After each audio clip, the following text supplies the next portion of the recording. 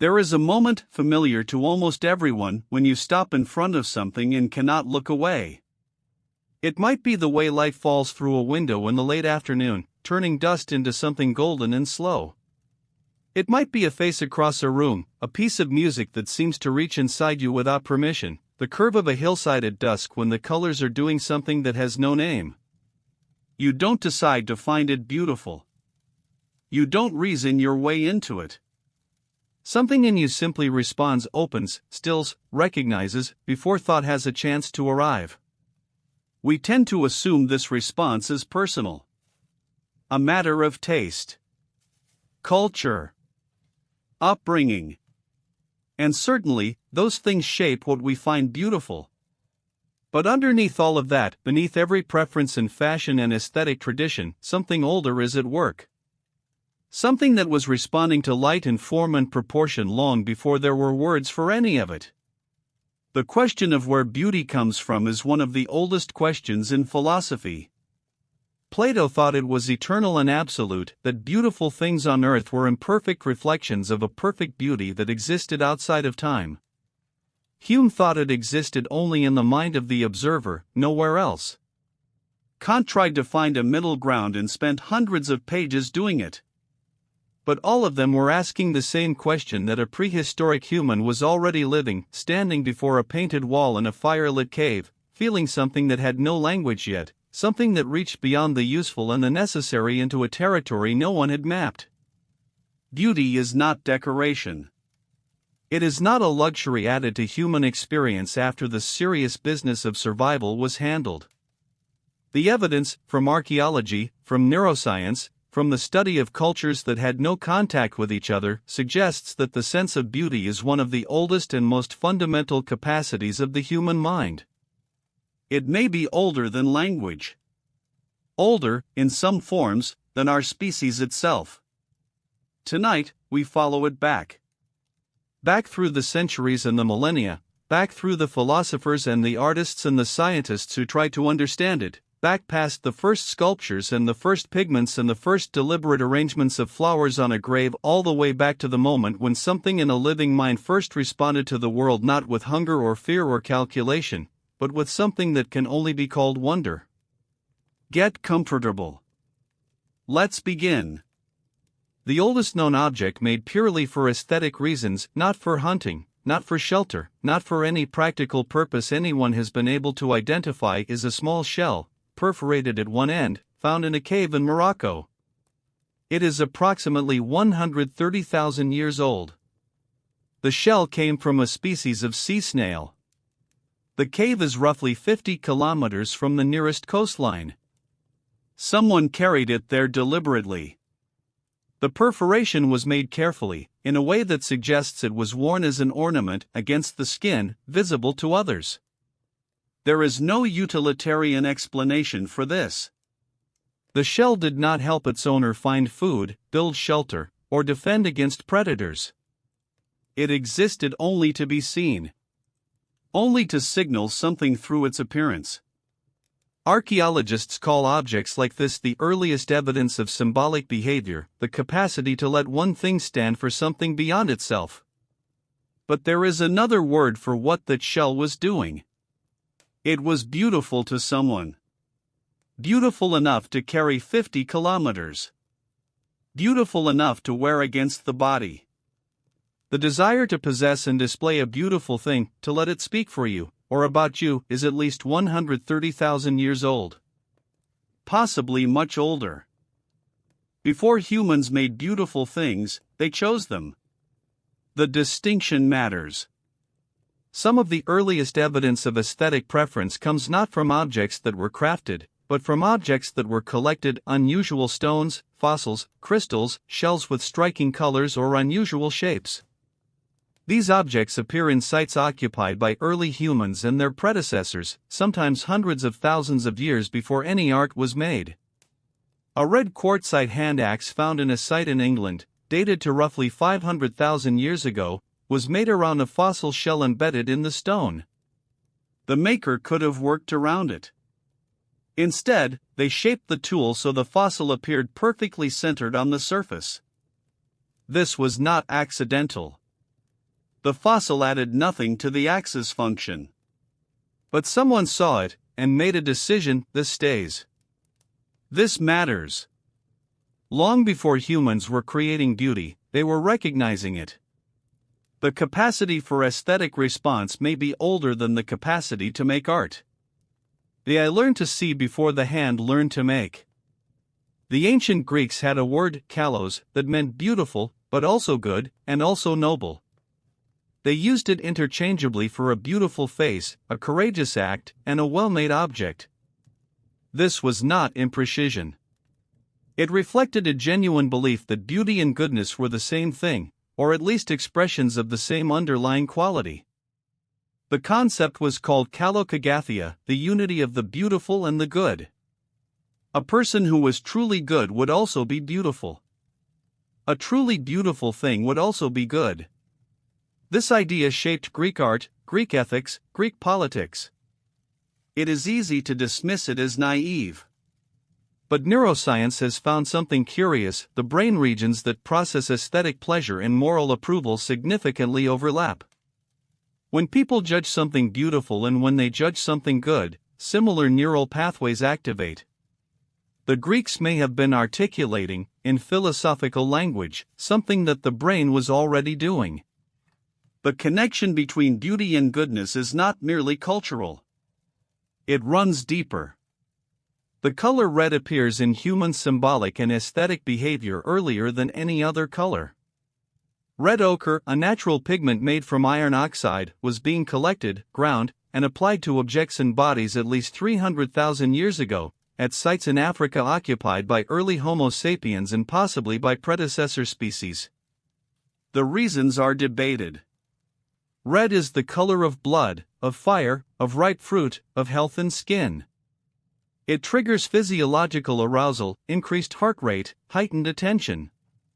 It is the first color that human infants reliably distinguish from others.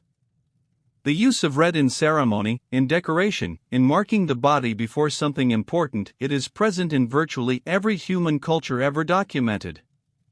Whatever red means to the human brain, it meant it before recorded history. Before language. The first color humans reached for when they wanted to mark something as significant was not chosen at random. The brain had already decided.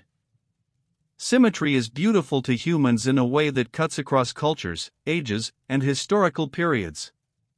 A symmetrical face is perceived as more attractive in studies conducted across dozens of cultures with no contact with each other. Symmetrical objects are rated as more pleasing, more trustworthy, more valuable. Children as young as 4 months old spend more time looking at symmetrical faces than asymmetrical ones, before they have learned any cultural preferences at all. The reason is evolutionary and very old. In biological organisms, symmetry is an indicator of developmental health. A body that has developed symmetrically has done so without significant stress, disease, or genetic disruption during growth. An asymmetrical face or body signals that something went wrong. The brain learned to read this signal over millions of years of evolution, long before Homo sapiens existed. When you find a symmetrical face beautiful, you are running an ancient biological assessment. The aesthetic response is the survival calculation. They were always the same thing.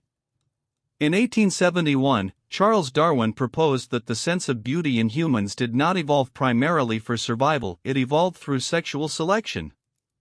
Animals that found certain traits beautiful in potential mates were more likely to select for those traits, which became more common over generations. The peacock's tail was his famous example, useless for survival, costly to maintain, yet perpetuated because peahens found it beautiful. Darwin argued that aesthetic preference was a driving force in evolution, not just a byproduct of it. This was deeply controversial. It implied that beauty had genuine power in shaping the living world, that what organisms found beautiful was as real and consequential as what helped them survive. The idea was marginalized for most of the 20th century, then revived by biologists in the 1980s and 1990s. Today it is considered one of the most significant mechanisms in evolution. Beauty, in this view, is not a decoration on top of the natural world. It is one of the forces that built it. The earliest known cave paintings are not in France or Spain, as was long believed. In 2019, researchers dating paintings in a cave on the Indonesian island of Sulawesi found images of animals and a hunting scene that were at least 43,900 years old, older than any known European cave art at the time. One of the animal paintings may be as old as 45,500 years. In 2021, a painting of a pig in the same cave system was dated to at least 45,500 years ago, making it the oldest known figurative artwork in the world. The people who made these paintings crossed open ocean to reach the island. They were fully modern humans in every cognitive sense. And in the darkness of a cave on the other side of the world from Europe, they were doing the same thing, painting animals on walls with ochre and charcoal, creating images that serve no obvious survival function. Whatever compelled them to make beauty on those walls, it was not local.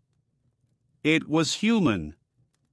The Venus of Willendorf, a small limestone figurine found in Austria, dated to roughly 25,000 years ago, is one of the most famous objects of prehistoric art in the world. It depicts a female figure with exaggerated curves, no facial features, and feet that taper to a point so she cannot stand on her own. For a century after its discovery in 1908, it was interpreted primarily through the lens of male desire, a fertility idol, an erotic object made by and for men. More recent scholarship has challenged this entirely. Some researchers now argue the figure was made by a woman, possibly as a self-portrait, representing the perspective of a pregnant body looking downward at oneself. The exaggerated features align precisely with what a pregnant woman would see of her own body from that viewpoint. If this interpretation is correct, one of the earliest known works of art is not a male fantasy but an act of self-representation, a woman looking at herself, finding something worth depicting. The oldest art may be an act of self-recognition through beauty. Ancient Egyptian aesthetic standards remained almost completely unchanged for over 3,000 years. The proportional grid they used to depict the human figure, a system of 18 units from the baseline to the hairline, was established in the Old Kingdom and was still being used in the Ptolemaic period, more than 3 millennia later. No other culture in human history maintained a consistent aesthetic standard for so long. Scholars debate the reasons. Some argue it was religious conservatism, the gods demanded consistency.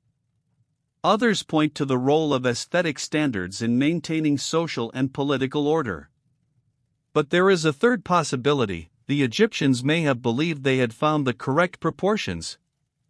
Not a style, but the truth of how things actually were. Beauty, in the Egyptian worldview, was not a matter of preference.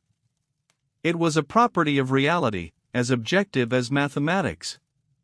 Their art was not an expression of how things looked. It was a record of how things truly were. The ancient Greeks developed the concept of the golden ratio, approximately 1.618 to 1, as the proportion most pleasing to the human eye. It appears in the Parthenon, in Greek sculpture, in the spiral of a nautilus shell, in the arrangement of seeds in a sunflower. For centuries, it was treated as a kind of mathematical key to beauty, a proof that aesthetic pleasure had an objective foundation in number. The story is more complicated. Modern studies have found that while people do express preferences for proportions near the golden ratio, the effect is small, inconsistent across cultures, and influenced by what people have been told to expect. The Parthenon, examined precisely, does not perfectly embody the golden ratio in most of the places it is claimed to. Yet the idea persists that somewhere in mathematics, there is an answer to why beauty feels the way it does. That persistence is itself a kind of data. Humans have been looking for the formula for beauty for at least 25 centuries. The search itself tells us something. Aristotle believed that beauty had 3 components: order, symmetry, and definiteness. These were not emotional responses, they were structural properties of objects. A beautiful thing was organized, proportioned, and clear. This was not merely a theory about art. Aristotle applied it to mathematics, to animals, to the cosmos. A well-organized argument was beautiful. A well-formed organism was beautiful. The universe itself, in its order and regularity, was beautiful. This framework shaped Western aesthetics for nearly 2,000 years. It also anticipated something that modern cognitive science has confirmed: the brain responds with pleasure to patterns that are organized, predictable within a range, and clear. The sensation of beauty is, in part, the sensation of the mind successfully making sense of the world. Order feels good because a brain that detects order is a brain that understands its environment. Aristotle's three components were not arbitrary. They were a description of what the mind rewards itself for doing. In medieval Europe, beauty was largely understood as a property of God, or more precisely, as light. The theologian and philosopher Pseudo-Dionysius the Areopagite, writing in the 5th or 6th century, argued that beauty was the outward radiance of divine goodness. Light was beautiful because God was light. This is why Gothic cathedrals are built as they are: the pointed arches, the flying buttresses, the enormous stained glass windows, all of it engineered to admit as much light as possible into the interior. The aesthetic experience of standing inside Chartres Cathedral and feeling the colored light fall around you was not intended to be merely pleasant. It was intended to be a direct experience of the divine. Beauty was not a human response to the world. It was God's presence made visible.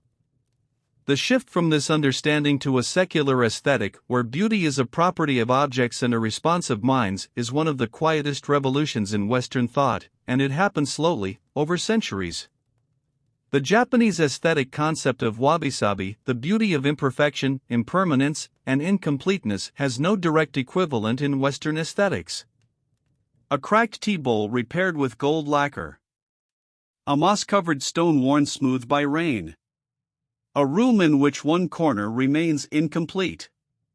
The roots of wabi-sabi lie in Zen Buddhism, which entered Japan from China in the 12th and 13th centuries and intersected with existing Japanese aesthetic sensibilities centered on restraint and asymmetry. But the concept solidified most clearly in the tea ceremony tradition developed by the tea master Sen no Rikyu in the 16th century. Rikyu deliberately chose rough, irregular, handmade bowls over the polished Chinese porcelain that was fashionable at the time. He was not making a statement about poverty. He was articulating a different theory of beauty, one in which the trace of time, of use, of human making with all its imperfection, was not a flaw to be corrected but the very source of beauty. Two cultures, standing before the same cracked bowl, can see opposite things. The experience of the sublime, a feeling of overwhelming beauty mixed with awe and a trace of fear, was formally described as an aesthetic category for the first time by the philosopher Edmund Burke in 1757. Burke distinguished it from the merely beautiful, which was smooth, small, delicate, and pleasing. The sublime was vast, dark, rough, and powerful: mountains, storms, the open ocean, ruined structures swallowed by nature. The feeling it produced was not pure pleasure but a complex emotion that Burke called astonishment, the mind temporarily overwhelmed, all thought suspended. His treatise of philosophical inquiry into the origin of our ideas of the sublime and beautiful arrived at the beginning of the Romantic movement and became one of its foundational texts. But the experience Burke was describing was not new. Humans have always felt this way standing before vast natural forces. What was new was the idea that this overwhelming, slightly terrifying response to the enormous and the uncontrollable was itself a form of aesthetic pleasure. That fear, properly framed, could be beautiful. The ancient Sanskrit concept of rasa, usually translated as aesthetic flavor or emotional essence, describes a theory of beauty radically different from anything in the Western tradition. Developed by the philosopher Bharata Muni in the Natya Shastra, written sometime between 200 BC and 200 CE, rasa describes 9 fundamental aesthetic emotions that a work of art can evoke: love, humor, sorrow, anger, heroism, terror, disgust, wonder, and peace. Beauty in this framework is not a property of objects. It is a transaction, something that happens between the artwork and the prepared mind of the audience. A person who has not cultivated their sensitivity cannot experience rasa.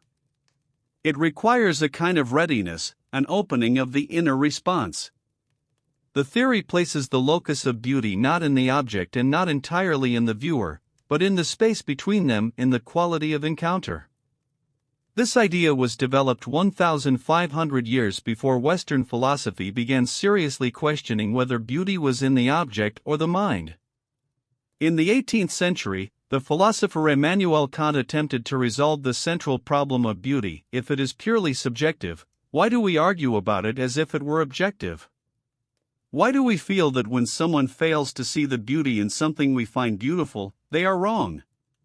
Kant's answer was that aesthetic judgments, while not based on objective properties of things, are not purely personal either. They are based on a faculty of the mind, what he called free play between imagination and understanding, that all humans share. When that faculty responds to something, we feel a pleasure that seems universal, even though it cannot be proven to be. We say this is beautiful rather than I find this beautiful because we feel that anyone whose faculties are properly functioning would agree. Kant called this subjective universality, the strange quality that makes beauty feel both personal and absolute at the same time. Every argument about whether something is beautiful is, at some level, this problem in action. The first known written theory of beauty in Chinese thought appears in the writings attributed to Confucius, around the 5th century BCE. Confucius understood beauty primarily in terms of harmony, the proper arrangement of elements in relation to each other and to a whole. This applied to music, to social relations, to ritual, to governance. A harmonious piece of music and a harmonious society were beautiful in the same way, for the same reason. The famous story of Confucius hearing a particular piece of music and being so affected that he could not eat meat for 3 months reflects how seriously he took aesthetic experience as a moral and spiritual force. For Confucius, encountering genuine beauty, true harmony, was not entertainment. It was a kind of moral education. The beautiful and the ethical were inseparable, because both were expressions of harmony.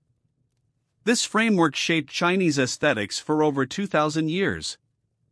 The idea that beauty is harmony, and that harmony is both aesthetic and moral, runs through Chinese painting, poetry, architecture, and music without interruption from Confucius to the present day. In the 1960s, psychologist Daniel Berline conducted a series of experiments that became foundational to the scientific study of aesthetic experience. He found that humans preferred stimuli that fell in a middle range of complexity, not too simple, not too complex. Very simple patterns produced little interest or pleasure.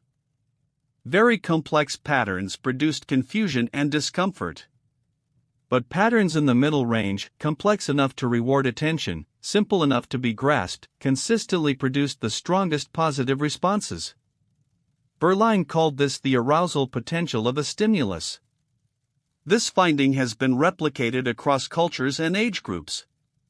It maps onto what artists and architects have discovered empirically over thousands of years. The most beautiful works have a quality of layered order, a richness that unfolds over time without becoming chaotic. The pleasure of beauty may be, in part, the pleasure of a mind working at its optimal capacity. Beauty happens when the world is exactly as complex as the mind can handle. The oldest known musical instruments are bone flutes found in caves in Germany and Slovenia, dated to approximately 40,000 to 43,000 years ago. One, carved from the wing bone of a griffin vulture, has precisely spaced holes that produce a pentatonic scale, the same scale that appears independently in ancient Chinese, Celtic, African, and indigenous American music. The pentatonic scale is not arbitrary. It is built on the natural harmonic series, the mathematical relationships between sound frequencies that occur in physical resonance. It is, in a sense, built into the physics of vibration. The fact that humans across continents independently discovered and preferred this particular arrangement of tones suggests that musical beauty is not purely cultural. There is something in the structure of sound itself, in the mathematics of vibration, that the human ear and brain respond to with pleasure. The first musician, 43,000 years ago, was already playing something that resonates across all of human culture. They had found something true.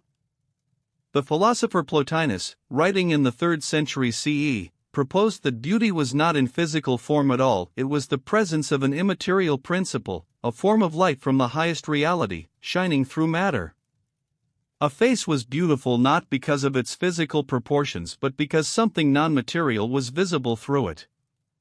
This is why, he argued, the same features can appear beautiful in one person and not in another, the difference is in what shines through, not in the structure itself. This idea had enormous influence on Neoplatonism and through it on early Christian theology. But it also describes something that many people recognize from experience, the sense that what makes a face or a place beautiful is not reducible to its physical components. That there is something in the encounter with genuine beauty that cannot be accounted for by symmetry, proportion, or complexity. Plotinus was not making a mystical claim. He was trying to describe an experience that everyone has and no formula has ever fully captured. The Renaissance concept of sprezzatura, coined by Baldassare Castiglione in the Book of the Courtier in 1528, described a quality of beauty that depended entirely on the concealment of effort.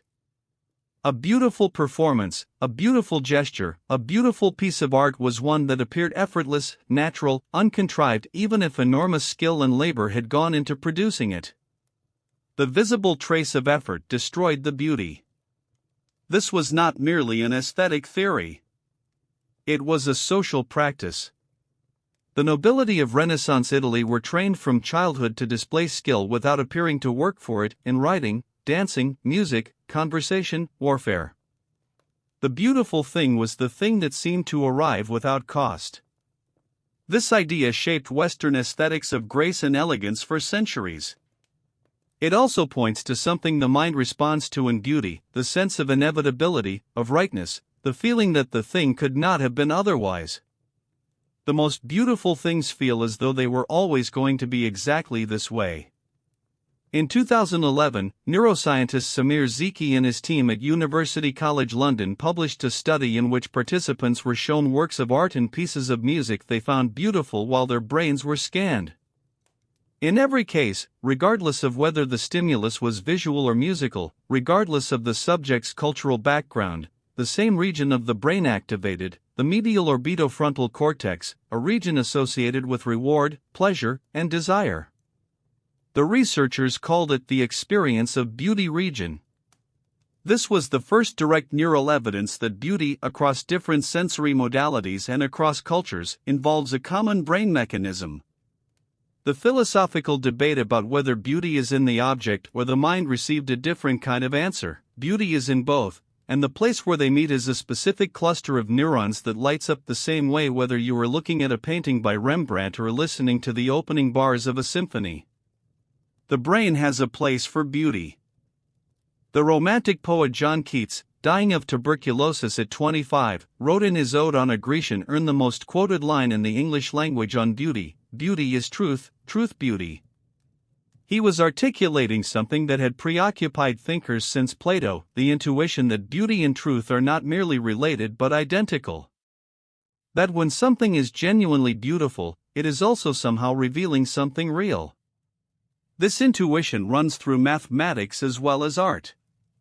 Mathematicians routinely describe elegant proofs as beautiful, and specifically use beauty as a criterion for truth. A proof that is beautiful is more likely to be correct than one that is clumsy or inelegant. The physicist Paul Dirac famously trusted beautiful equations over experimental results when the two seemed to conflict, and was repeatedly vindicated. The idea that beauty is a signal of truth in art, in mathematics, in the structure of reality has never been fully explained. But it has never been disproven either. Ancient Mesopotamian culture, Sumerian and later Babylonian, had no single word that translates neatly as beauty in the modern sense. What they had were concepts that combined physical attractiveness with radiance, with light, with divine presence. The Sumerian word nilam described a kind of terrifying brightness, the overwhelming radiance of a god or a king that caused mortals to prostrate themselves or flee. Beauty and the overwhelming, the terrifying, and the divine were inseparable. A beautiful object in Mesopotamia was not pleasant. It was powerful. It demanded a response. This understanding of beauty as something that subdues, overwhelms, and commands is very different from the gentle, pleasing quality that the word usually carries in modern usage. But it is not unrecognizable. It is close to what Burke called the sublime. The oldest aesthetic concepts were not about pleasure.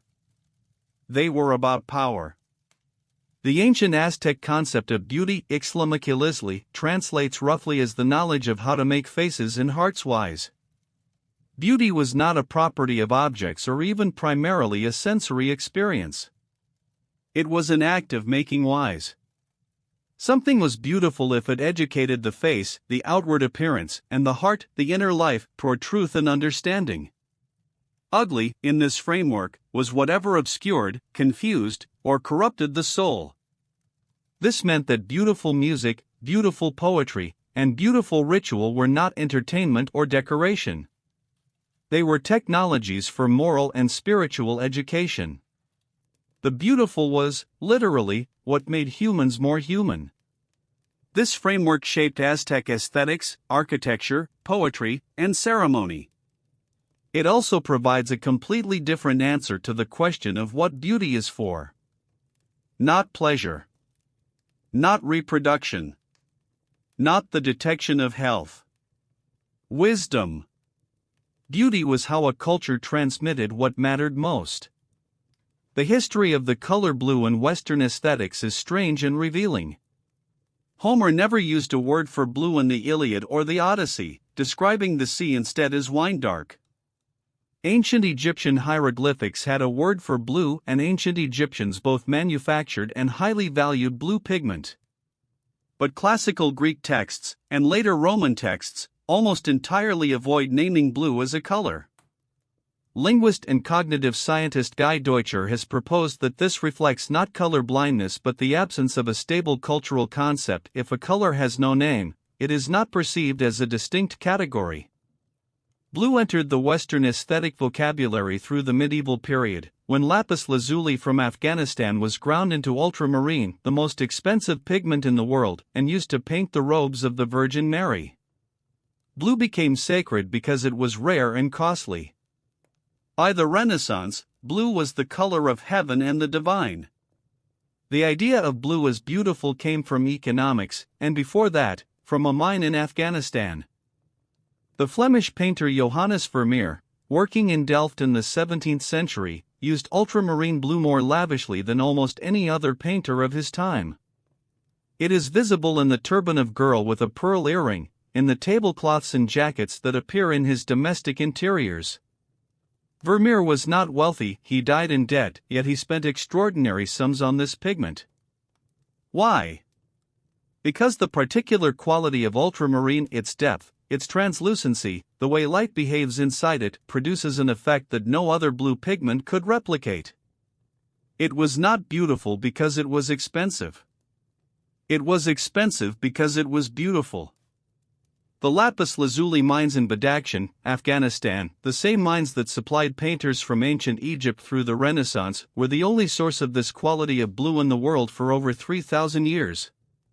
Every ultramarine blue in Western art, from Byzantine mosaics to Vermeer's turban, came from the same mountains.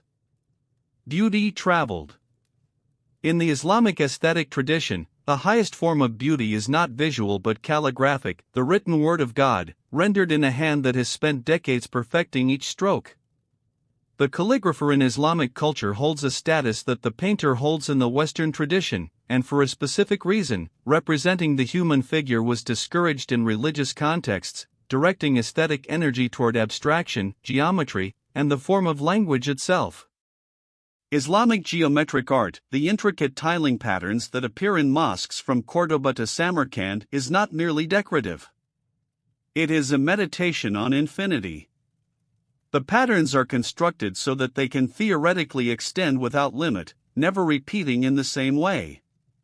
Standing inside the Alhambra in Granada and seeing the walls dissolve into pattern, the eye follows a logic that has no end. The beauty was not accidental. It was a deliberate attempt to give visible form to a quality of God, the infinite, the uncontained, the beyond any boundary.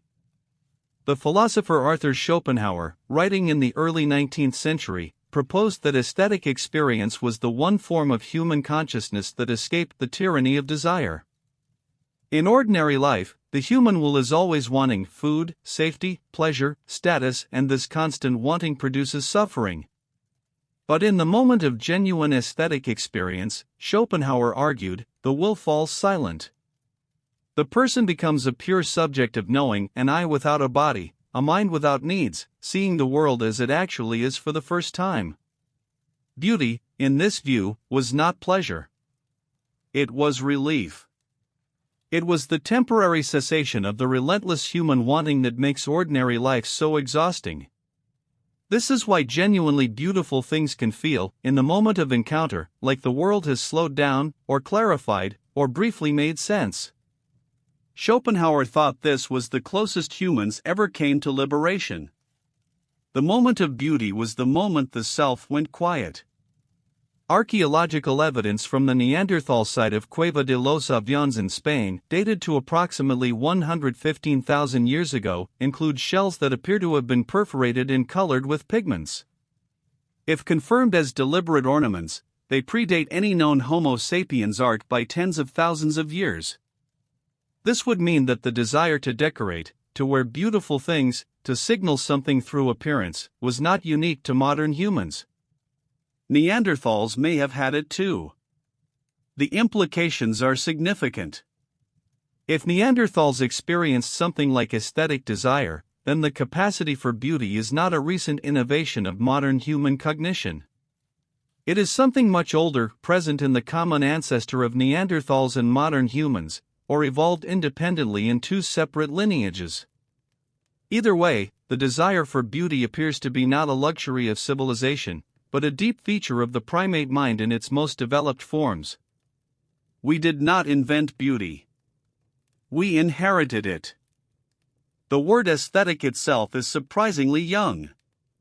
It was coined by the German philosopher Alexander Gottlieb Baumgarten in 1735, from the Greek aesthesis, meaning sensory perception, to describe a new branch of philosophy concerned with sensory knowledge and the experience of beauty.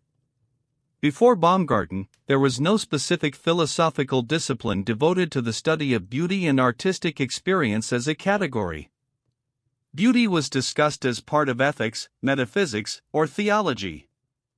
The idea that the sensory experience of beauty deserved its own field of inquiry, that it was a legitimate object of philosophical investigation separate from morality and theology, was new.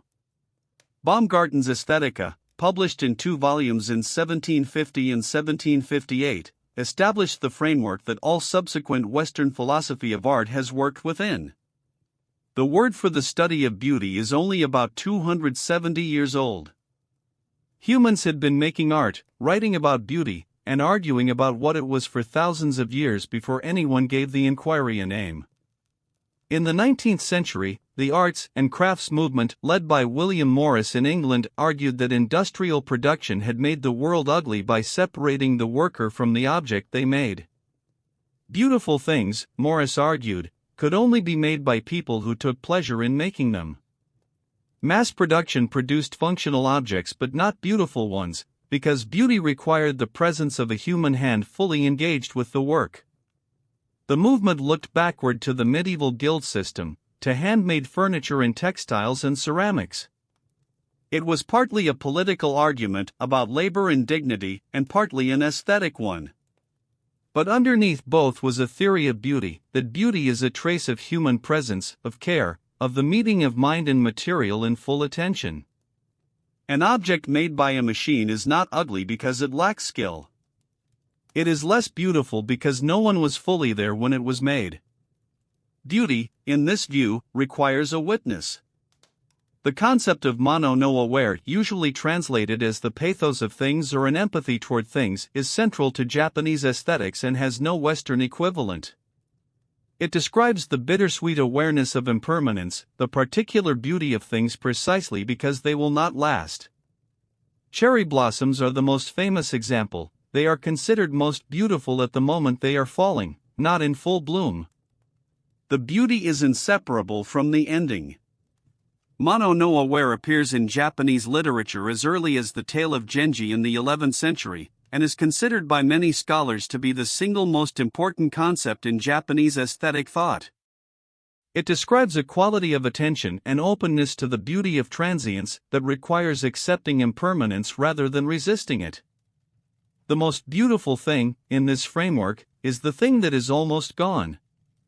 The beauty and the grief are the same feeling. The Pre-Raphaelite Brotherhood, founded in England in 1848, deliberately rejected the aesthetic standards of the Renaissance that had dominated Western art for 4 centuries. They looked instead to medieval and early Renaissance art before Raphael, hence the name, for its flatness, its luminous color, its lack of idealization. They were reacting against what they saw as the emptiness of academic painting, the smooth surfaces, the conventional poses, the technically perfect but spiritually vacant canvases that filled the Royal Academy. Their work was initially ridiculed. John Ruskin's defense of them changed public opinion. The Brotherhood's argument was essentially that genuine beauty required genuine feeling, that a beautiful painting required the painter to actually care about the subject, to look at it with real attention, not to apply a formula. This is a very old argument, recurring in almost every aesthetic movement in history, that beauty requires sincerity. That formula, however skillfully applied, produces something less than beauty. That beauty is, in some sense, always personal. In 2015, researchers at the Max Planck Institute for Empirical Aesthetics in Frankfurt, the world's first research institute dedicated entirely to the scientific study of beauty, published findings suggesting that the experience of beauty could be reliably induced by a specific type of music regardless of cultural background. Pieces of music that combine moderate complexity with emotional tension and resolution produced consistent aesthetic pleasure responses in listeners from both Western and non-Western backgrounds who had no prior exposure to each other's music. This suggested that some aspects of musical beauty are not culturally determined. They are built into the way the human auditory system processes pattern, expectation, and resolution. The brain expects patterns to continue, and experiences pleasure when they do, and a different kind of pleasure when they deviate in a controlled way. Musical beauty may be, in part, the pleasure of expectation, of anticipating what comes next, and finding the world either meets or productively defies that anticipation. The ancient Roman architect Vitruvius, writing in the 1st century BCE, proposed that architecture had 3 principles: firmitas, strength; utilitas, function; and venustas, beauty. The third, venustas, from the goddess Venus, was not optional. A building that was strong and functional but not beautiful was, by Vitruvius's definition, incomplete. This 3-part formula became the foundation of Western architectural theory for 2,000 years. But what Vitruvius meant by venustas was not decoration. It was proportion, specifically the mathematical relationship between the parts of a building and the whole, modeled on the proportions of the human body. The most beautiful building was the one whose parts related to each other as the parts of a well-formed human body related to each other. Architecture, in this view, was a projection of the human body into stone. We find buildings beautiful when they feel, in some deep and wordless way, like us. The Impressionist movement in France in the 1870s and 1880s was initially received not merely as bad art but as a kind of visual assault. When Monet, Renoir, Pissarro, and the others exhibited together in 1874, critics described their work as unfinished, crude, even disgusting. The very quality that defines Impressionism, the loose, broken brushwork that captures the sensation of light rather than the precise outlines of objects, was, to eyes trained on academic painting, simply wrong. Within a generation, the same work was considered among the most beautiful ever made. The shift reveals something important about how aesthetic standards work: they are partly learned. The eye that has never encountered impressionism finds it formless. The eye that has lived with it finds academic painting stiff and lifeless. Beauty requires a trained perceiver not to impose preference, but to open the perceptual channels through which a particular kind of beauty can enter. What we find beautiful depends, in part, on what we have learned to see. The philosopher Friedrich Nietzsche, in The Birth of Tragedy published in 1872, proposed that Western art and beauty rested on a tension between two fundamental principles: the Apollonian order, clarity, proportion, the beautiful surface, and the Dionysian chaos, ecstasy, formlessness, the dissolution of the individual into something larger. He argued that the greatest art, particularly ancient Greek tragedy, held both in balance, the beautiful form containing and giving shape to overwhelming, formless emotion.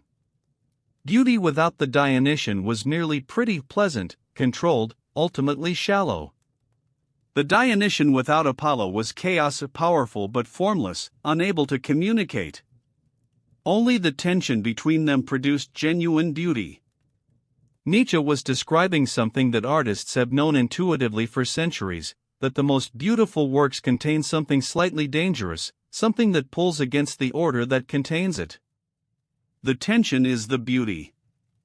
The Aboriginal Australians developed one of the oldest continuous aesthetic traditions in human history and artistic culture that has been documented to at least 50,000 years ago and possibly considerably longer. The distinctive dot painting style now associated globally with Aboriginal art is largely a 20th century innovation. Traditional sacred paintings were not intended to be seen by outsiders and were often made to be destroyed after ceremony. What has persisted across tens of thousands of years is something else: the relationship between image, land, and story. In Aboriginal aesthetic thought, a painting is not a representation of the land.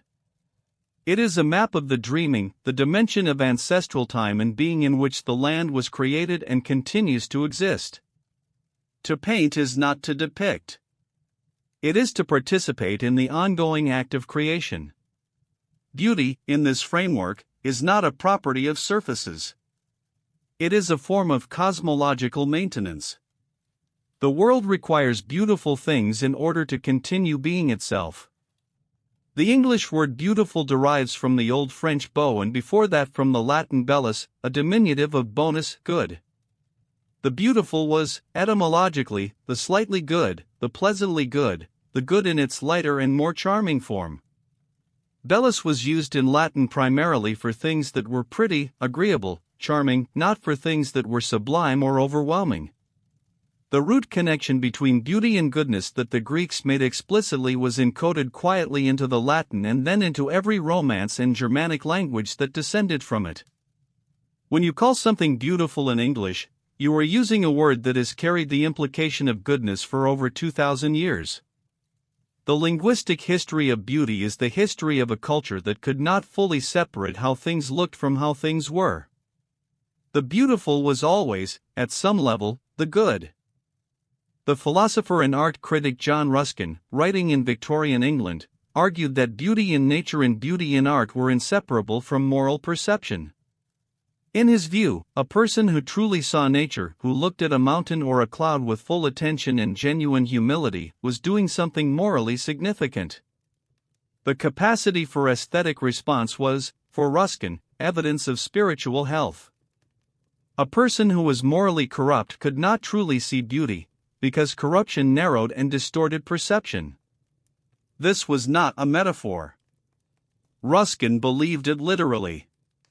He spent much of his life teaching people to draw, not because he thought they would become artists, but because he believed that the discipline of careful observation, of truly looking at the world, was the foundation of both aesthetic experience and ethical life. To see beauty clearly was to see the world clearly. The two were the same act. The ancient Indian concept of alankara, often translated as ornament or decoration, was not peripheral to Indian aesthetics. It was central. The alankaras were the figures of speech, the rhetorical devices, the formal patterns that made a poem or a piece of music genuinely beautiful rather than merely competent. But the word's root, alam, meaning enough, sufficient, fitting suggests something more precise. Alankara was what made a work complete, what brought it to its proper fullness. Beauty was not added to a work. It emerged when the work achieved its proper form. This idea shaped Sanskrit literary criticism from approximately 200 CE onward and influenced Indian aesthetic thought for over 1,000 years. The tradition insisted that beauty was not ornament in the sense of something extra. It was the achievement of rightness, the moment when a work became exactly what it needed to be, neither more nor less. Beauty as sufficiency. Beauty as arrival. The science of neuroaesthetics, the study of how the brain processes beauty, was effectively founded by the neuroscientist Samir Zeki in the 1990s. Zeki proposed that art was a form of neuroscience conducted by artists long before science had the tools to study the brain, that artists were discovering, through practice and intuition, the laws by which the visual brain operated. The Impressionists, by dissolving outlines into patches of color, were exploiting the brain's tendency to construct form from incomplete information. The Cubists, by showing multiple perspectives simultaneously, were depicting the brain's own process of constructing a three-dimensional world from two-dimensional retinal images. Abstract art was not a departure from representation but a more direct address to the visual brain's own structures. In this view, the history of art is the history of the visual brain discovering its own nature. What artists found beautiful were the moments when their work aligned with how the brain actually worked. The Roman philosopher Cicero, in the 1st century BCE, drew a distinction between two types of beauty: pulchritudo, the beauty of physical form, primarily associated with women, and dignitas, a beauty of bearing, authority, and moral character, primarily associated with men. This was not merely a social observation. It reflected a deep-seated conviction that physical beauty and moral beauty were distinct and that moral beauty was the higher form. A man who was beautiful in body but corrupt in character was diminished by the discrepancy. A man of plain features but noble character possessed a beauty that superseded physical form. The most admired men in Roman culture were praised not for their looks but for their dignitas, their gravity, their steadiness, their visible moral weight. The idea that moral character has an aesthetic dimension, that integrity is beautiful in a way that can be perceived, appears independently in cultures across the world. It may be one of the most universal aesthetic intuitions humans have. In ancient China, the highest form of beauty was considered to be the emptiness in painting, in music, in poetry, in architecture. A landscape painting in the Chinese tradition typically leaves large areas of unpainted silk or paper, not because the painter was unfinished, but because the empty space was as carefully composed as the painted area, and carried as much meaning. The concept of emptiness, void, non-being, was central to Taoist aesthetics. The empty space was not absent. It was present in a different way, as potential, as breath, as the silence that makes music possible. The most beautiful room was one that was not too full. The most beautiful poem was one that said less than it meant. The aesthetic of emptiness is the aesthetic of restraint, the conviction that beauty emerges not from accumulation but from the precise selection of what to leave out. The most carefully considered thing in Chinese aesthetic tradition is often what is not there. The pre-Socratic philosopher Pythagoras, in the 6th century BCE, believed that the universe was fundamentally musical, that the planets moved according to mathematical harmonies, producing a sound too vast and constant for humans to hear. He called it the music of the spheres. This was not a metaphor. Pythagoras believed it literally, and it was his discovery of the mathematical basis of musical harmony, that pleasing intervals corresponded to simple numerical ratios, that led him there. If music was mathematics made audible, and if mathematics governed the cosmos, then the universe itself was a work of beauty. The cosmos was beautiful not by accident but by necessity, because the mathematical laws that governed it were the same laws that governed harmony. This idea had enormous influence on Plato, and through Plato on the entire Western tradition. For over 2,000 years, the beauty of the cosmos and the beauty of music were considered the same thing, seen from different angles.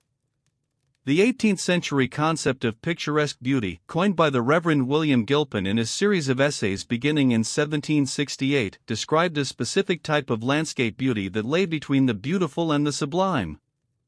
The picturesque was characterized by variety, roughness, and irregularity: old ruins, twisted trees, broken ground, ivy-covered walls. Smooth and regular landscapes were beautiful but not picturesque. Vast and overwhelming ones were sublime but not picturesque. The picturesque was the middle ground, interesting, varied, slightly wild, suffused with the passage of time. Gilpin's essays spawned a tourism industry. People traveled through Britain specifically looking for picturesque views, framing them with their hands, comparing them to the landscape paintings of Claude Lorraine. The picturesque also shaped landscape gardening, architecture, and eventually photography. It is one of the clearest examples of how aesthetic theory does not only describe beauty, it creates it. Once people had the concept, they saw it everywhere. And once they saw it, they sought it. The ancient Greek word for beauty, kalos, was applied equally to visual things, to music, to acts of heroism, to arguments, and to persons. The word for ugly, iskros, was equally broad, and carried additional connotations of shame and disgrace. In Greek culture, to be ugly was not merely to be unattractive. It was to be exposed, to have something hidden brought to light. The beautiful concealed nothing. The ugly was the revealed deficiency, the thing that should not be seen but was. This connection between ugliness and shame, between aesthetic failure and moral exposure, shaped the Greek understanding of beauty in a fundamental way. Beauty was not merely pleasing. It was a form of integrity, the visible wholeness of a thing that had nothing to hide. The beautiful object, the beautiful act, the beautiful person were all forms of the same quality, completeness without concealment. The ugly was what remained when something essential was missing or exposed. The Scottish philosopher Francis Hutcheson, writing in 1725, proposed that humans possessed a distinct faculty which he called the internal sense, specifically designed to perceive beauty. This sense, like sight or hearing, was not a matter of reason or reflection. It was immediate, involuntary, and universal, the same in all properly functioning humans. A beautiful thing triggered the internal sense the way a loud sound triggered the ear. Hutcheson used this faculty to argue against purely self-interested theories of human nature because the pleasure of beauty was disinterested, arising from the perception of the beautiful thing itself and not from any personal advantage gained. When you find a landscape beautiful, you gain nothing practical from the experience. The pleasure is pure, not useful. Hutcheson's argument that humans had a natural, immediate capacity for disinterested pleasure was enormously influential. It fed into Hume, into Kant, and into the entire tradition of modern aesthetics. The beauty of a sunset is useless. That uselessness was philosophically important. The Islamic philosopher Ibn Sina, known in the West as Avicenna, writing in the 11th century CE, proposed a theory of beauty that distinguished between sensory beauty, the beauty of form, color, and proportion perceived by the senses, and intellectual beauty, the beauty of ideas, virtues, and souls perceived by the mind. Both were real forms of beauty, but intellectual beauty was higher. The soul of a virtuous person was literally more beautiful than a beautiful face, in the way that gold is more valuable than the shining stone that resembles it. Avicenna's framework was taken up and elaborated by Islamic philosophers and poets over the following centuries, eventually feeding into the Persian tradition of mystical poetry Hafiz, Rumi, where the beloved is simultaneously a beautiful human being and a symbol of the divine. The beauty of a face becomes a doorway. The aesthetic experience becomes a form of spiritual ascent. In this tradition, every experience of beauty is a memory, a trace of a higher beauty that the soul knew before it entered the body. The writer Stendhal, the pen name of Marie-Henri Beyle, proposed in 1817 that beauty was la promesse du bonheur, the promise of happiness. Not happiness itself, but its promise, its possibility, its direction. A beautiful thing did not deliver joy. It pointed toward it. It was a horizon, not a destination. This is why beautiful things can produce a feeling that contains sadness, because the promise is always a little beyond reach. Stendhal himself described an experience in Florence in 1817, standing in the Basilica of Santa Croce, overwhelmed by the beauty of the frescoes and the tombs, in which he felt dizzy, his heart beating rapidly, on the verge of fainting. This experience is now called Stendhal syndrome, a psychosomatic phenomenon of intense aesthetic response producing physical symptoms. It has been documented in Florence specifically, among tourists encountering concentrated Renaissance art, ever since.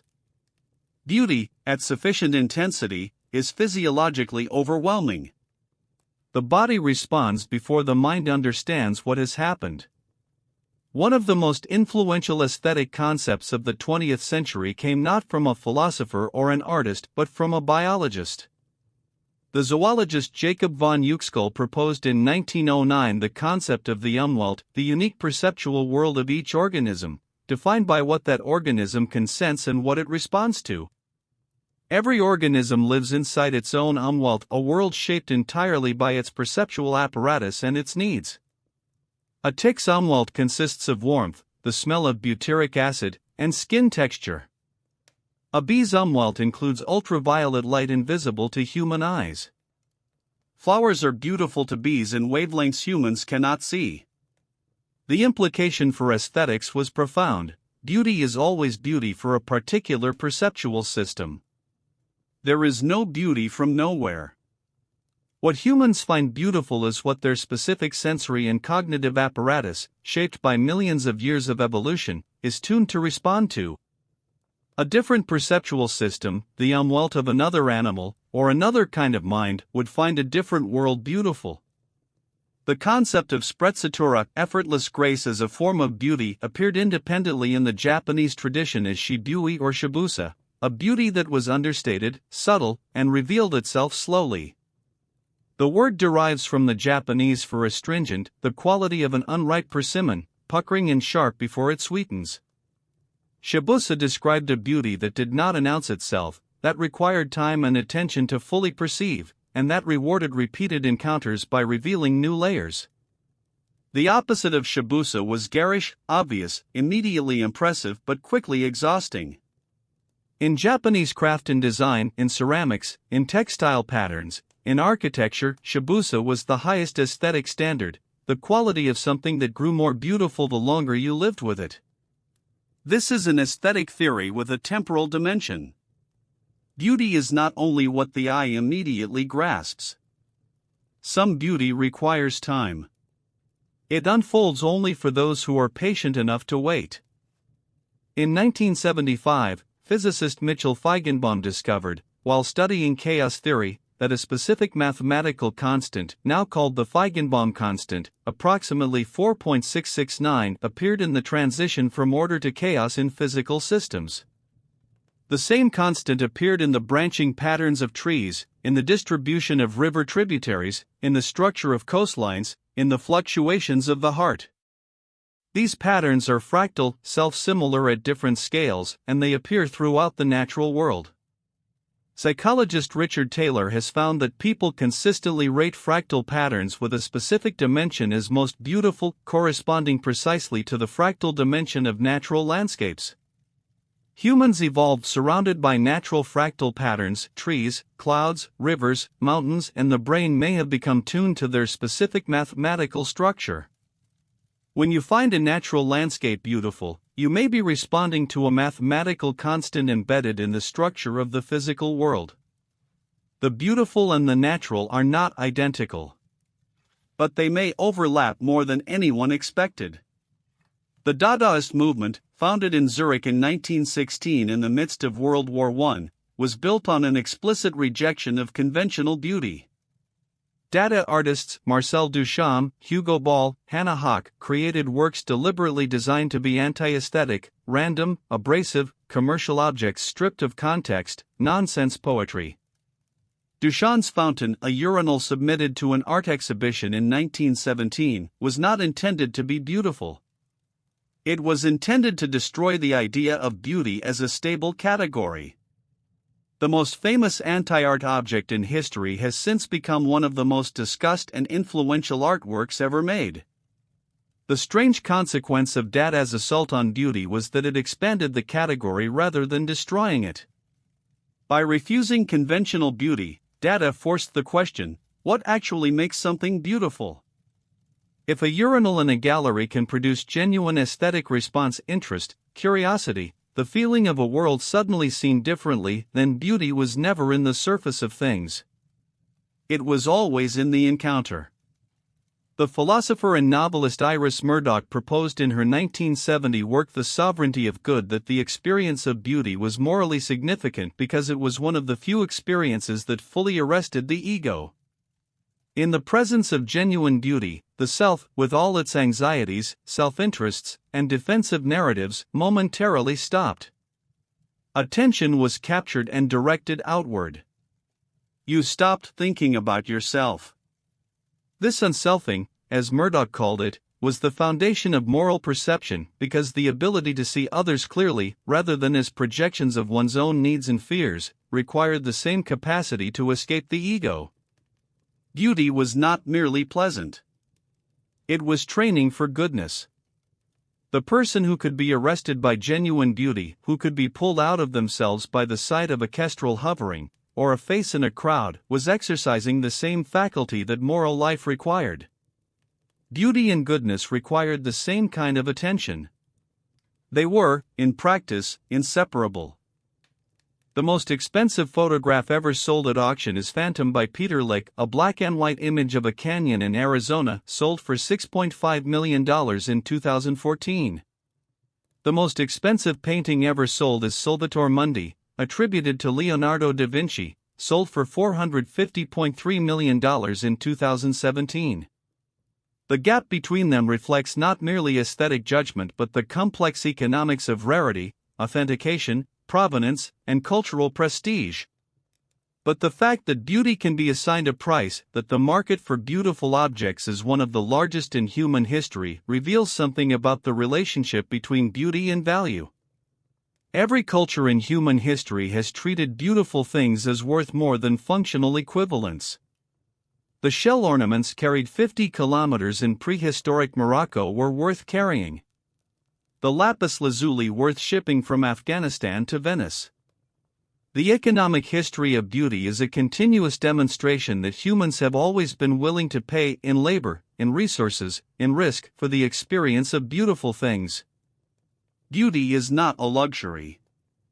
In human behavior, it functions as a necessity.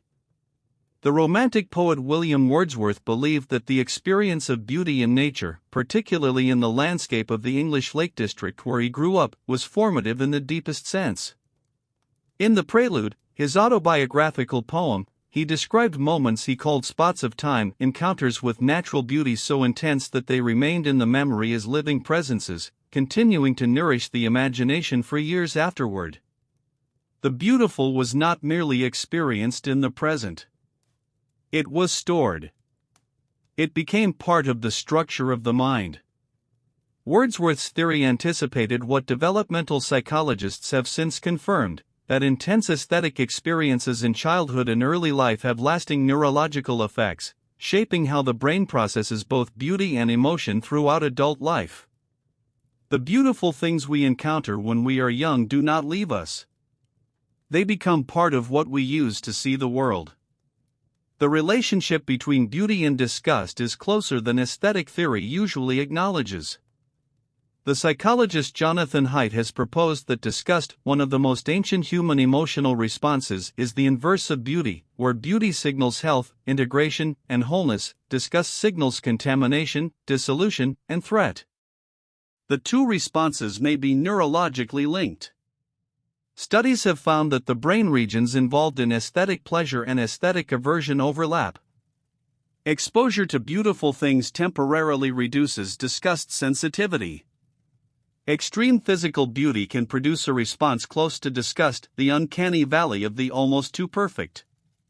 The line between the beautiful and the disturbing is thinner than it appears. Artists have known this and worked with it for centuries. The most powerful works of art frequently contain both beauty and something that pulls against it, something slightly wrong, something that makes the beauty feel earned rather than simply given. In 1890, the American philosopher William James published The Principles of Psychology, in which he argued that emotion was not the cause of physical response but its consequence. You do not tremble because you are afraid because you tremble. Applied to beauty, you do not feel your heart beat faster because you are moved by something beautiful. You find it beautiful partly because your heart is beating faster. The physical state precedes and shapes the emotional experience. This idea, later developed into the James Lange theory of emotion, has complex implications for beauty. If the physical response is partly constitutive of the aesthetic experience, then the body is not merely registering beauty that the mind perceives. The body is participating in its creation.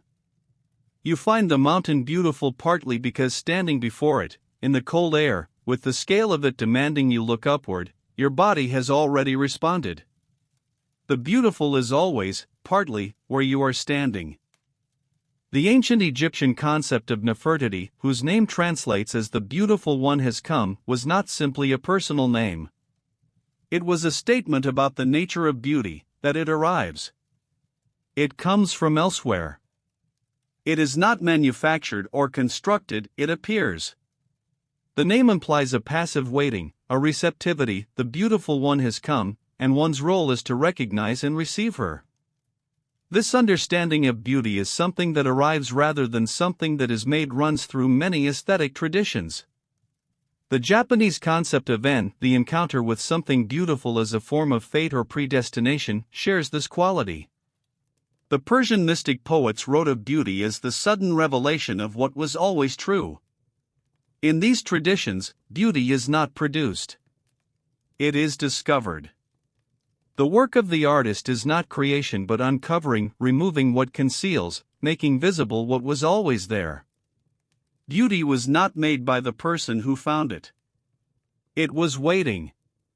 The color white has meant beauty in some cultures and death in others.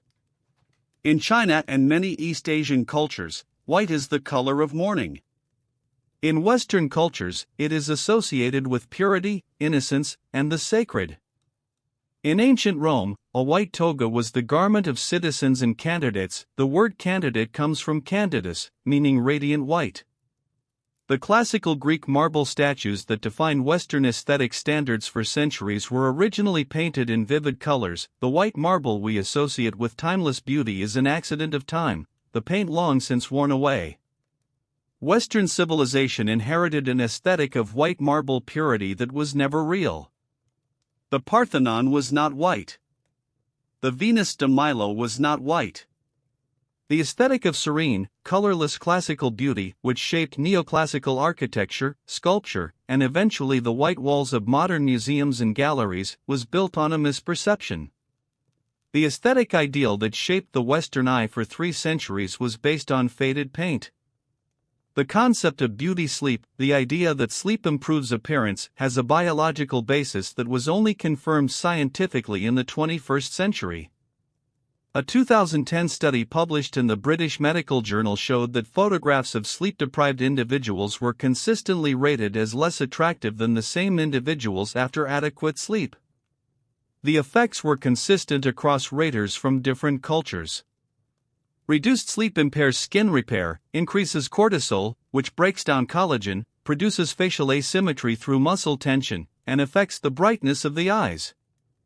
The body's relationship to beauty runs so deep that rest, the complete relaxation of all effort, is itself a form of aesthetic maintenance. The phrase beauty sleep is found in English as early as 1828. Its folk wisdom preceded the science by nearly 2 centuries. Some things that appear to be cultural clichés are describing something real. They always were. The philosopher Edmund Husserl, founder of phenomenology, proposed that the experience of beauty was a form of intentionality, the fundamental structure of consciousness through which the mind reaches out toward an object and constitutes it as meaningful. In aesthetic experience, this intentionality was particularly pure. The object was grasped not for its utility, not for its information, not for its relation to other things, but simply as itself, in its full particularity. The phenomenological approach to beauty emphasized the quality of attention, the turning of full consciousness toward a particular thing, as the condition that made beauty possible. Something is beautiful not simply because of its properties, but because it is encountered with a certain quality of attention. This was a radical move. It placed the active role not in the object but in the act of perception. Beauty required a particular way of seeing. To see something as beautiful was itself a creative act, the mind fully present, fully open, grasping the thing as it actually was. Music has been used in healing rituals across virtually every human culture documented by anthropology. The Navajo healing ceremonies of the American Southwest, which can last for 9 days, center on the creation of elaborate sand paintings, the singing of hundreds of songs in precise sequence, and the restoration of the patient to a state of hazo, beauty, balance, harmony. The ceremony is not a metaphor. The Navajo understanding is that illness is a form of disharmony, a disruption of the beautiful order that constitutes health, and that the ceremony literally restores beauty, and with it, health. The patient is surrounded by beauty, immersed in it, addressed by it, as the means of healing. This is the most ancient theory of the relationship between beauty and health. And modern medicine has found that exposure to art, music, and beautiful environments measurably accelerates recovery from illness and reduces pain. The Navajo were not doing something different from medicine. They were doing it first. The contemporary philosopher Elaine Scarry, in her 1999 book on beauty and being just, argued that the experience of beauty produced a specific impulse, the desire to replicate. When you find something beautiful, a piece of music, a face, a landscape, you want to copy it, describe it, tell someone about it, make something like it. Beauty generates creativity as its natural response. More controversially, Scarry argued that beauty and justice were related, that both involved a kind of turning outward from the self, a recognition that something outside the self had claims and value. The experience of beauty prepared the mind for fairness, because both required the same fundamental move, acknowledging that something real exists beyond your own desires and perceptions. The just person and the aesthetically sensitive person were exercising the same faculty of recognition. Beauty, in this view, was not merely pleasant. It was politically and ethically generative. It trained the mind toward justice. The ancient Romans maintained a goddess of beauty, Venus, but they also had a deity associated with the pleasing appearance of things in everyday life, decor. The concept of decor in Roman aesthetics described the appropriateness of the beautiful to its context, not beauty in the abstract but the specific beauty of things that were right for their purpose, their place, and their time. A speech that was appropriate to its occasion had decor. A building that suited its site had decor. A person whose clothing, bearing, and manner were fitting had decor. This was not merely conventional behavior. It was an aesthetic standard that incorporated context, purpose, and situation into the judgment of beauty. The most beautiful thing was not the most splendid or the most technically perfect, but the most fitting. Appropriateness was a form of beauty. This idea passed through Roman rhetoric into medieval and Renaissance aesthetics, and continues in the architectural concept of decorum, the matching of a building's style to its purpose, that still governs much of architectural practice. The philosopher George Santayana published The Sense of Beauty in 1896, the first systematic work of aesthetics written in the United States. Santayana defined beauty as pleasure objectified, the feeling of pleasure projected onto the object that caused it, experienced as if it were a quality of the object rather than a state of the perceiver. When you say this is beautiful, you are really saying I feel pleasure at this, but the grammar of the sentence makes the pleasure seem like a property of the thing rather than a response of the mind. This was not self-deception. Santayana thought it was a feature of human consciousness, the way sensory pleasure attached itself to its objects and seemed to emanate from them. It explained why aesthetic disagreements felt so profound. They seemed to be about facts rather than preferences. To say this painting is ugly felt like pointing to a property of the painting, not confessing a personal response. Beauty was the feeling that refused to stay inside the self. It always reached for the world.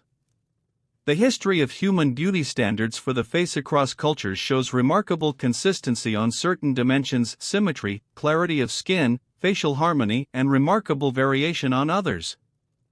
Full lips have been considered beautiful in some eras and cultures and thin lips in others. Pale skin was prized in many Asian, European, and Latin American cultures for centuries. In many of the same cultures today, a light tan is considered more attractive. High foreheads have been fashionable in some periods, low in others. Eyebrows have been plucked, thickened, arched, straightened, raised, and lowered across different centuries.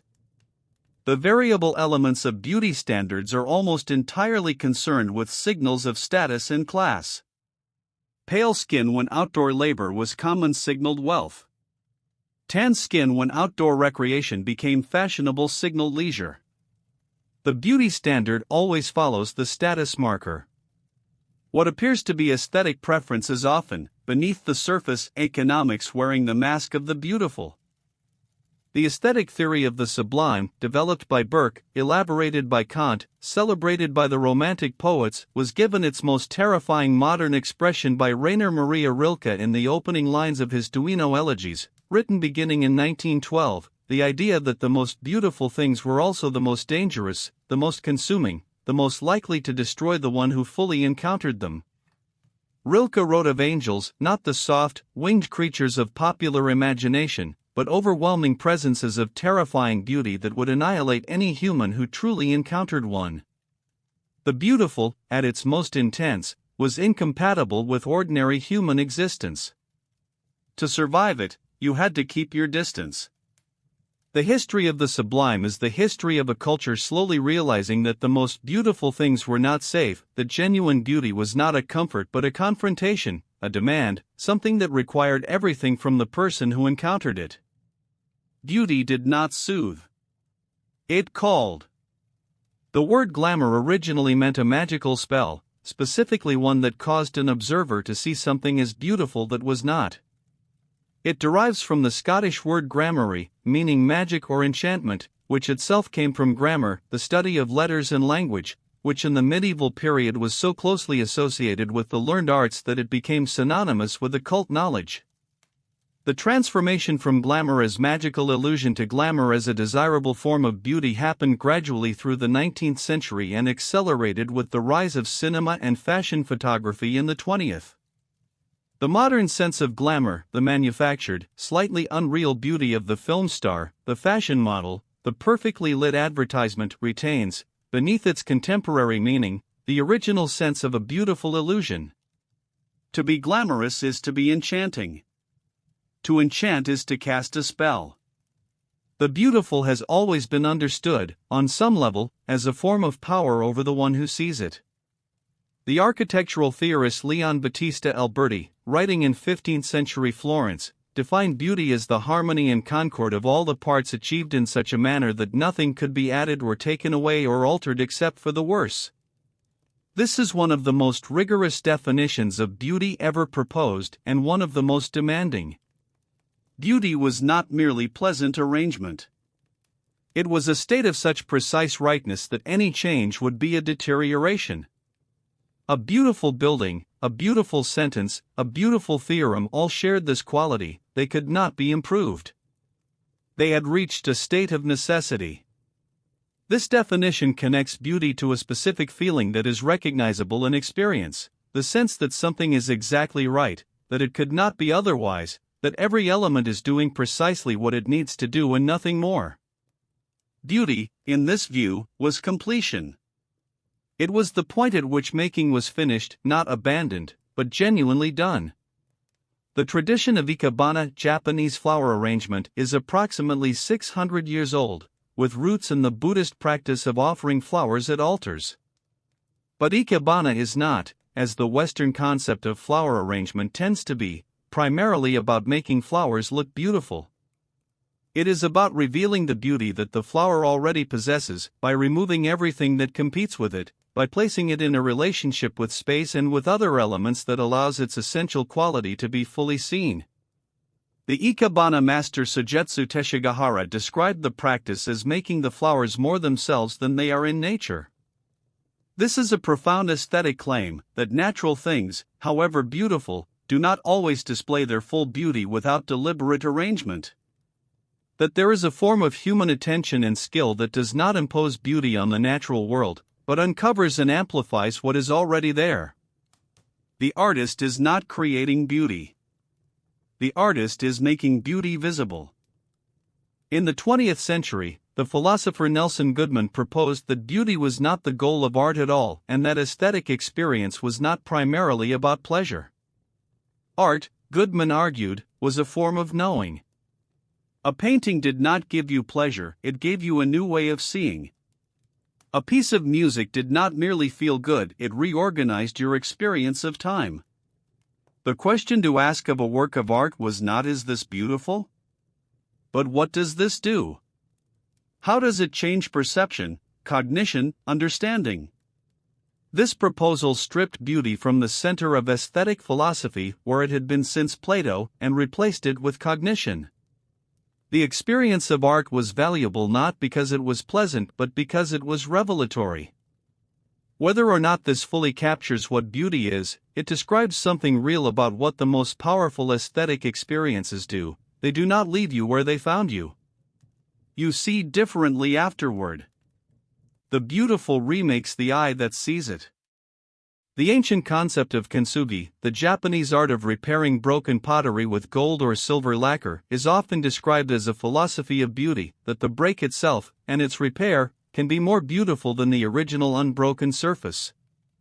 The cracks become part of the object's history, its survival, its unique path through time. But kintsugi was not originally philosophical. It was practical, an expensive form of repair that made a broken object worth keeping by making the repair itself an object of beauty. The philosophical interpretation developed later, fed by wabi-sabi and Zen aesthetics. The cultural leap from this repair is beautiful to the wound can be beautiful from the aesthetic object to the human life has made kintsugi one of the most widely circulated aesthetic metaphors of the 21st century. It articulates a specific theory of beauty, that beauty is not the absence of damage, but what remains when damage has been fully acknowledged. Beauty after, not beauty despite. The neurologist and writer Oliver Sacks documented multiple cases of patients with specific brain injuries who experienced dramatic changes in their aesthetic responses. One patient, following a stroke that affected his visual processing areas, lost the ability to see colors entirely. The world became, permanently, black and white.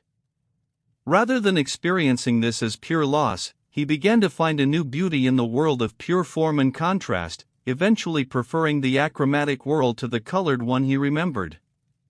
Another patient, following a similar injury, experienced heightened aesthetic sensitivity, finding unbearable beauty in textures, patterns, and spatial arrangements that had previously been invisible to him. These cases suggest that what we find beautiful is not a fixed property of either objects or minds, it is an ongoing relationship between specific perceptual capacities and the world they are directed toward. Change the perceptual system, and a different world becomes beautiful. Every brain carries its own sense of beauty, specific to how it is built. And it can be rebuilt. The last word on beauty has never been written. It may not be possible to write it. Every theory that has proposed to explain beauty fully, as pleasure, as harmony, as truth, as survival signal, as cultural construct, as divine radiance, as mathematical proportion, captures something real and misses something essential. The experience of beauty remains, after all the philosophy and all the neuroscience, something that overflows its explanations. When it arrives, in a piece of music, in a face, in the quality of light at a particular moment of the day, it carries the feeling of recognition rather than discovery. There you are. Not something new encountered for the first time, but something that was always known, suddenly visible. Plato thought this feeling was a memory of a perfect world the soul knew before birth. The neuroscientist says it is the brain's reward for detecting patterns that have kept it alive. The poet says it is the world briefly becoming what it should always be. None of them are wrong. And none of them are finished. You have been traveling tonight through one of the longest journeys the human mind has ever made. 50 kilometers, carrying a small perforated shell. A firelit cave in Indonesia where someone painted a pig on a wall 45,000 years ago and felt, afterward, something that no language had words for yet. A philosopher in Athens deciding that beautiful and good were the same word. A mathematician in a quiet room finding an equation so beautiful he trusted it more than the physical evidence. A tea master in 16th century Japan placing a rough, irregular bowl on a table and saying this. What they were all doing, the cave painter and the philosopher and the mathematician and the tea master, was the same thing you do when you stop in front of something and cannot look away. They were responding to a signal older than civilization, older than language, possibly older than the species. A signal that says, pay attention. This matters. Something real is here. The origin of beauty is not in history. It is not in philosophy or neuroscience or the study of ancient caves. Its origin is in the moment, recurring, unpredictable, beyond instruction, when a living mind turns toward the world with full attention, and the world turns back. Every beautiful thing you have ever seen has been waiting for you specifically. Your particular eye, your particular moment, the precise state of your mind on that exact afternoon. Beauty is not universal in the sense of being the same for everyone. It is universal in the sense that it is available to everyone, that any mind, sufficiently open, sufficiently present, can find the world suddenly and unexpectedly full of it. The shell in the Moroccan cave survived 130,000 years to be found and understood. The painted pig in the Indonesian darkness survived 45,000 years to be dated and marveled at. They waited. The beautiful things always wait. So do all the beautiful things you have not yet encountered, the piece of music you have not yet heard, the landscape you have not yet stood in, the face you have not yet seen. They are waiting, with enormous patience, for the moment your attention arrives. Sleep well.